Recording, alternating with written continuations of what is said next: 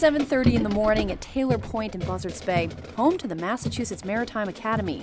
Hundreds of students in black uniforms are standing in formation on a field overlooking the Cape Cod Canal. They salute the flag, then march off to class. It's far from the way most college students start their day, but it's just a typical morning at this academy. It's challenging, but it really prepares you for things. As many people say, it's a leadership simulator. This school is not prepping its students for the military, though Junior Arthur Levine says there is a point to the daily marching routine. It instills a sense of responsibility. It's a quality he says they'll need to rely on because this four-year state college is preparing its students for careers that will largely revolve around the sea. When you're out at sea, it's all you. I couldn't see myself just at a desk, in the fact that you have to learn how to fight fires, take care of injuries, respond to stressful situations when you're out at sea. That kind of appealed to me. Levine says this from the controls of the school's Bridge Simulator, a program that lets students practice navigating huge ships from the safety of a classroom. It's a hard choice for an 18-year-old to cut their hair, wear polyester, wake up at 5 in the morning. It's a hard choice, but boy, the payoffs are amazing. Academy President Richard Gernon says the payoffs are amazing because nearly 100% of the school's graduates get jobs within the first 6 months of graduation, and they make good money, too. 2 years ago, employers like Noble Drilling, Transocean, they were coming to the campus offering brand new graduates $90,000 a year starting salaries.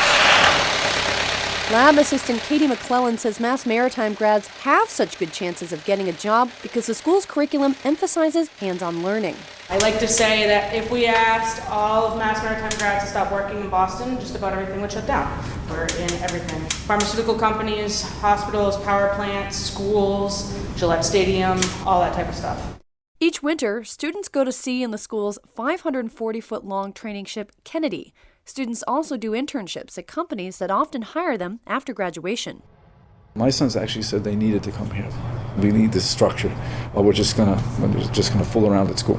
Parent Tom Marchand is thrilled his two sons chose the academy. Once they came here, it was it. They didn't apply anywhere else. They said, this is where we want to go.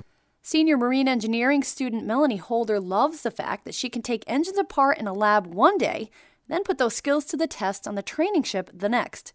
She says her first days at sea were life-changing. The first night for me was horrible because I got really seasick. But as the days went by, you just see this world, it's so big and you barely get to see a part of it in your life. After graduation, Holder will work for the American Bureau of Shipping, an organization that develops standards for ships.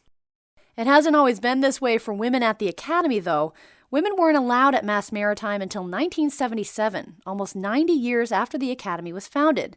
Today, women make up 7% of the student body. Maritime business major Diana Keurig says her friends thought she was crazy when she chose Mass Maritime. They would just make all sorts of jokes, and they would say, okay, so you're going to a boat college, you're going to be on the boat for the rest of your life? They just couldn't get it, and now none of them have jobs, and I do. I have the dream job. She got a job offer at the beginning of her senior year. She'll go to work as a shipping agent. The school's location along the canal lets students catch a glimpse of what their future will hold. Each week, barges, tankers, and cargo ships transit through the canal.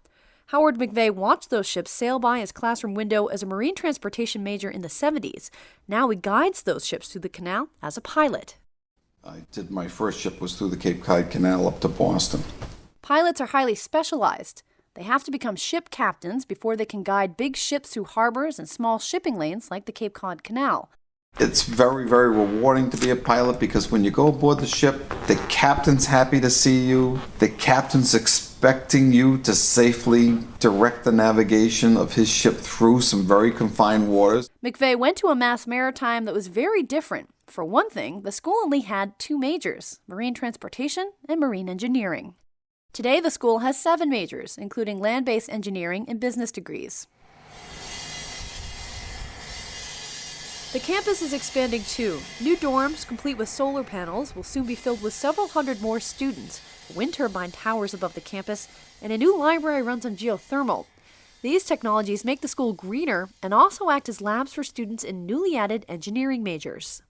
It's this ability to diversify while at the same time remaining a maritime-focused school that has earned the Academy Forbes #3 ranking for best return on investment at a public college. all the hard work pays off. And taking this road that's less traveled, I guess I did make the right decision. For Cape Cod Online, I'm Kathryn Eident.